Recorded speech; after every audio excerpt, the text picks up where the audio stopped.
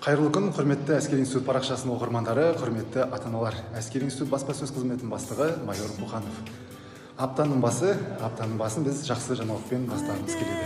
Бүгін 1-ші, 2-ші, 3-ші курс курсанттары қыс мезгіліне арналған кезекті демалысына шығуда. Басты назар курсанттық өмірде алғашқы демалысқа шығатын 1-ші курс курсанттарында. Ал мақсат, 1-ші кезекті демалысын Ақтөбенің қай жерінен боласың? Ырғыз ауылынан болам. Ырғыз ауылынан. Қазір шыққан кезде ең бірінші не істейсің?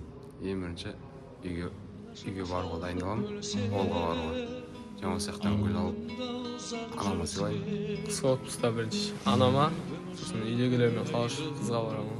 Қызына барасың ба? Қыздың аты кім? Қызым аты Айжан. Bir қызға.